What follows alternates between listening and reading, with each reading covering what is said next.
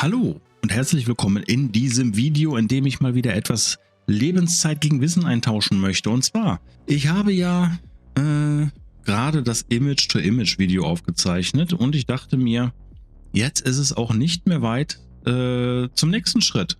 Was heißt zum nächsten? Zu einem anderen, der aber im Prinzip anknüpft. Und zwar möchte ich euch mal eine Model-to-Model-Variante zeigen.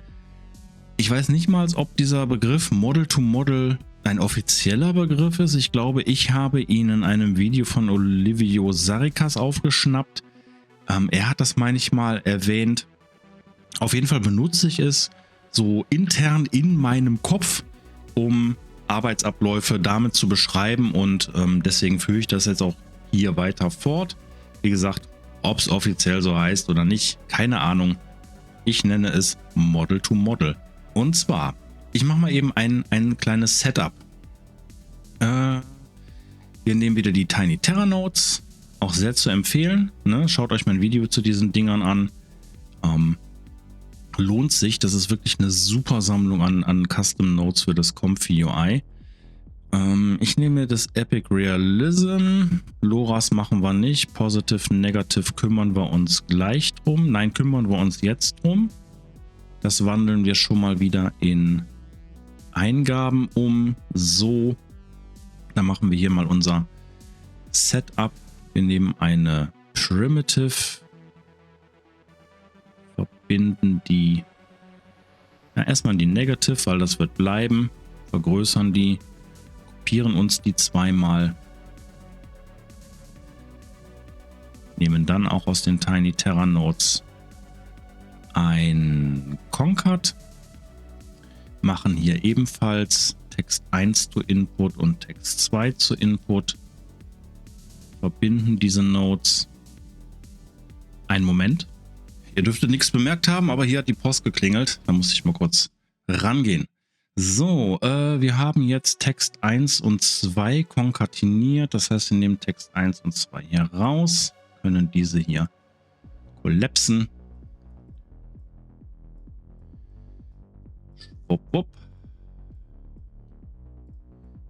Einsnappen. Gut. Wo war ich? Blöde Post hat mich rausgebracht. Wir haben jetzt hier ein Setup. Genau, wir brauchen noch einen Sampler. Wir nehmen den auch aus den Tiny Terra Notes. Pipe Sampler. Wenn ich zu schnell bin, guckt euch auch gerne meine anderen Videos an. Hier habe ich auch einige Dinge erklärt. Deswegen, also vom Zeitablauf sind wir jetzt hier an der Stelle ein bisschen weiter. Deswegen mache ich jetzt hier auch ein bisschen schneller für Basic Setups. Okay, wir haben einen Sampler. Das stelle ich jetzt erstmal hier auch auf meine Werte. DP, MPP2M und Keras. Die Noise 1. Wir wollen ein Preview-Image sehen. Und parallel dazu würde ich gerne noch, müssen aber eben mal gucken. Ich habe 6 Freundschaftsanfragen im Epic. Sehr schön, danke. Parallel dazu müssen wir noch hier das Empty Latent Image, machen wir mal 768 mal 512, damit wir ein Porträtbild bekommen. Und jetzt kann ich diesen einmal kopieren, dann kopiert er nämlich auch die Einstellungen mit. Wir haben unseren Negative schon, wir haben unseren Positive schon. Zack. Damit sind beide verbunden. Wir kopieren den Sampler, setzen den parallel daneben und gucken mal, was passiert. Zum Anschauen. Moment, ich mache es hier auf Hide. Wir machen an der Stelle ein Image. Preview Image, das habe ich gesucht. Zielen diese Node größer.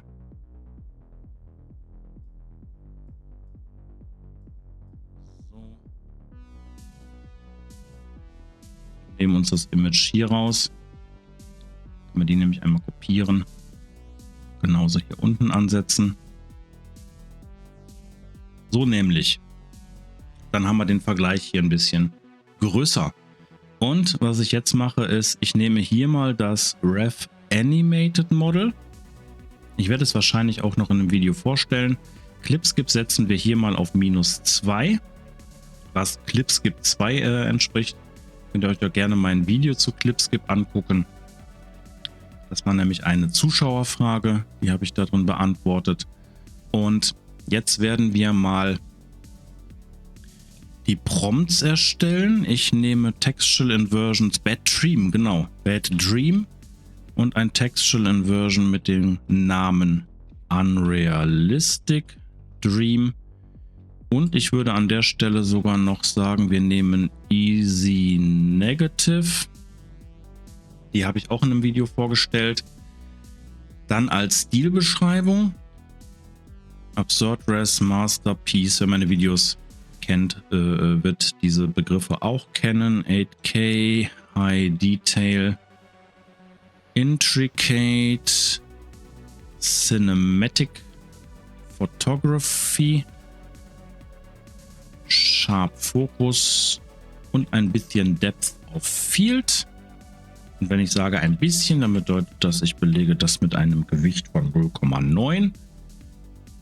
Und hier oben, ach so, halt, nee, ich würde hier gerne noch auf jeden Fall Safe for Work reinschreiben und hier unten Not Safe for Work und Nude, damit ich mir den Blur-Filter nachher sparen kann. Da bin ich schon mal einmal reingerannt. Das war lustig, aber auch unnötig.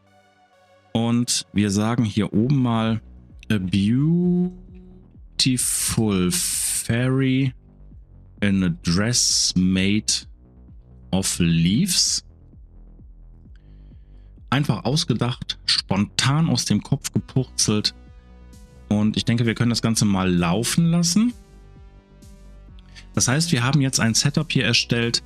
Nein, wir können es noch nicht laufen lassen. Eine Sache fehlt noch. Wir haben ein Setup erstellt, wo wir ein Bild mit zwei unterschiedlichen Models generieren. Hier unten muss noch ein anderes VAE rein. Wir nehmen hier den 840.000. Ich merke mir immer nur irgendwas mit 84. Auch hier gerne schaut mein VAE-Video, da habe ich die auch vorgestellt. Was wir noch machen müssen ist, oder sollten, ist den Seed auf Input stellen in beiden Samplern. Seed to Input, dann nehmen wir eine Primitive, verbinden die einmal mit dem Seed Input, oben wie unten, stellen den auf, was mache ich denn hier? Stellen den auf Randomize und somit haben wir dann einen Seed für beide Generatoren. Mal ein bisschen Platz schaffen hier. So. So. Okay, gucken wir mal, was passiert.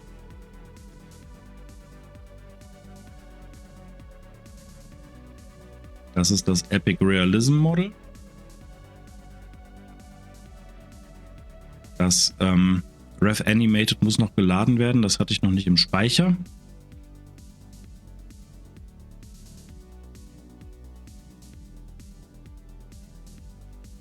So, und hier seht ihr jetzt, was passiert ist. Wie erwartet wurden nämlich je nach trainiertem Model zwei komplett unterschiedliche Bilder generiert. Wir haben einmal das aus dem Epic Realism und einmal das aus dem Rev Animated. Hier unten haben wir mehr 2,5D, also so eine Art dreidimensionale Zeichnung. Hier oben haben wir den Versuch des Models, ein realistisches Bild zu machen. Es geht auch, aber es sieht aus mehr wie eine Frau in einem Kostüm. Während hier unten haben wir unsere Fairy. Das mit dem Made Out of Leaves hat er nicht ganz verstanden. Ich finde es aber trotzdem richtig, richtig gut, wie er hier unten den Fokus berechnet hat. Im Vordergrund und nach hinten hin auch das Depth of Field. Also das ist sehr schön geworden. Ich setze jetzt hier eben mal den Seed auf Fixed. Ich mache nochmal ein neues Bild. So, wir kriegen nochmal neue Bilder. Nein, das gefällt mir aber nicht. Hier sind die Arme krude geworden. Das ist ganz schön. Das ist ganz schön zum Vergleichen. So, der Seed steht auf Fix, das heißt, wir bleiben bei diesem Bild. Und jetzt kommen wir nämlich zum Model to Model. Und zwar, ich habe ja gerade schon gesagt, das Epic Realism hat an dieser Stelle gute Arbeit geleistet. Allerdings sieht es mehr aus wie eine Frau, die in einem Kostüm im Wald steht. Während hier unten das Rev Animated schon wirklich ein bisschen mehr Fantastisches hinzugefügt hat und es sieht halt mehr nach einer Fee aus einem Märchen. Und im Model to Model, das ist im Prinzip nichts weiter als zu sagen, wir nehmen jetzt mal diese beiden Nodes und schieben die nach rechts. Wir nehmen diese beiden Nodes oder diese drei sogar und na gut, dann nehme ich erstmal nur die und dann nehme ich diese beiden und schiebe die nach links. Was wir jetzt nämlich machen, wir ziehen einfach den Latent aus diesem Bild oben in das Optional Latent rein, sorgen dafür, dass es ein bisschen übersichtlicher wird, so, und setzen hier oben an der Stelle den Denoise auf 0.5. Und das sollte es schon gewesen sein. Wir lassen es nochmal mit demselben Seed laufen. Und ihr seht, dass ich nämlich jetzt das Epic Realism Model, das Bild, welches wir aus dem Rev Animated Model gezogen haben, als Vorbild nimmt und an dieser Stelle ein Bild generiert hat, welches näher hier dran ist, aber trotzdem mit den Stärken des Epic Realism Models. Wir können jetzt nochmal an der Stelle hier einen Upscaler hinzufügen. Das mache ich auch nochmal eben. Ganz schnell, habe ich auch im Image to Image gemacht. Wir stellen den mal auf Preview. So, ihr könnt ja auch gerne Pause drücken. Nein, das dauert zu lange mit dem Suchen. Ich gehe direkt hier rein, mache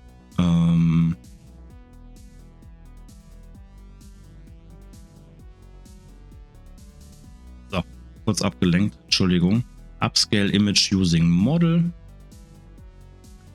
und ein Loader, Upscale Model Loader. Wir verbinden die Dinger. Hier benutze ich immer den vierfach ArtStation 1000, habe ich in meinem Upscaling Video benutzt. So, jetzt haben wir das Bild auf vierfache Größe aufgebläht. Was wir jetzt machen ist, wir skalieren das runter. Das ist in den Derfu Nodes, die habe ich noch nicht vorgestellt. Der Link ist aber in der Beschreibung. Und hier gibt es unter Modded Nodes Image Scale to Site. Das ist eine super Node, weil man sich hier nur drum Gedanken machen muss, welche Seite man skalieren will. Den Rest übernimmt die Node. Also ich sage nur, ich möchte eine Höhe von 1440 Pixeln haben. Den Rest berechnet die Node selber aufgrund des Ursprungsbildes.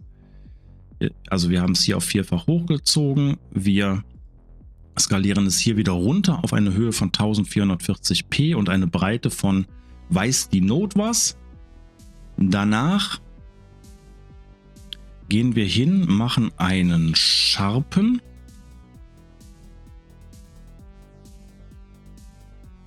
Von 0.3.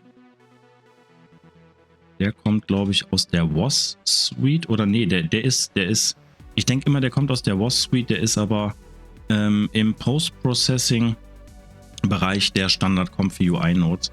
Und ich habe herausgefunden, 0,3 ist ein ganz guter Wert, mit dem man hier arbeiten kann. Machen einen Image Sharpen. Danach nehmen wir einen neuen Sampler, ziehen die Pipe dieses Samplers hier rüber. Eine Sache habe ich vergessen. Vergesse ich immer. Wird mir aber sehr schnell klar. Wir brauchen noch ein VAE-Encode an der Stelle. Die VAE an sich können wir hier hinten rausziehen. Wir packen das Latent hier rein. So. Und machen hier wieder eine, oder kann ich die von hier unten kopieren? Dann hat die schon eine ordentliche Größe. Nehmen ein... Nein, an der Stelle möchte ich lieber sogar ein Save-Image haben. Image, Save-Image. Ich muss hier immer an die YouTube-Thumbnails denken. Deswegen machen wir hier ein Save und ziehen die mal groß. Und wenn ich jetzt nichts vergessen habe, dann sollten wir ein schönes Bild nochmal in groß rausbekommen. Wichtig zu beachten, ne? Habe ich ja eben gemacht, aber nochmal Hinweis. Beim Ursprungssampler müsst ihr einen Denoise von 1 haben, bei allen nachfolgenden 0,5. Ihr könnt auch schwanken 0,35 oder so, dann hält es sich näher an die Vorlage. 0,6, dann macht es mehr Änderungen. Das muss man gucken. Wir starten das Ganze mal, es kommt kein Error. Wir kriegen wieder das Bild, was wir eben gekriegt haben, weil sich der Seed nicht geändert hat. Das Bild wurde hochskaliert, das Bild wurde runterskaliert, das Bild wurde geschärft und wieder in den Latent Space encodiert. Und wir kriegen unser Bild hochskaliert raus. Und das ist doch etwas auch sehr Schönes, oder? Also ihr könnt hier wirklich die Stärken mehrerer Models in einer Kette beeinflussen. Ich kann auch noch mal gucken, habe ich noch ein anderes Model? Wir können einmal gucken, wie das mit einem Anime, das war der Begriff, mit einem Anime-Model funktioniert. Dann stelle ich hier aber auch die VAE auf einen Anime-Bereich, mache Clip-Skip wieder auf 1. Wir schauen uns einfach mal an. Es funktioniert in der Regel nicht so gut, außer man tweakt noch ein bisschen am Denoise und so rum, aber einfach mal zum Ausprobieren werden wir das jetzt machen. Das ist unser Anime-Bild, was generiert wurde. Wir schauen jetzt mal, was der Sampler draus macht. Bei Anime-Bildern ist, glaube ich, das Problem der Gesichtsproportionen und so, dass die manchmal nicht so richtig stimmen, aber das sieht gar nicht mal so schlecht aus. Also hier funktioniert es auch. Das geht eigentlich. Kann man noch ein bisschen tweaken und so. Aber ich denke, es ist klar, was hier gemeint ist. Wenn wir jetzt übrigens das hier wieder rausnehmen und hier unten, nein, hier oben das einmal wieder auf 1 stellen, das Denoising, dann können wir uns auch noch mal eben kurz anschauen, wie das Bild... Ach so, ja, wir haben ja nichts geändert. Wir haben ja nur das Model hier unten geändert. Wie dieses Bild so generiert wäre. Also, ne, wir haben gesehen... Moment, kann ich das noch mal öffnen? Kann ich. Wir haben gesehen hier, das hier wäre das reine Bild, was das Model erstellen würde. Hier unten haben wir es jetzt für den letzten Durchlauf in einer Anime-Variante gemacht. Und gut, hier kommt jetzt das raus. Aber das war das Bild, was wir dann mit dem Model-to-Model erreicht haben. Ja, und hier sind die Grenzen eigentlich, ja, es gibt keine Grenzen. Ihr könnt im Prinzip jedes Model nacheinander hängen, dann die Stärken eines Models benutzen, um damit ein Bild in einem anderen Model zu generieren. Das ist, ja, ich finde auch immer eine super Technik. Wie eben gezeigt mit dem RevAnimated, dass das RevAnimated eigentlich besser geeignet ist, um Fantasy-Bilder zu machen.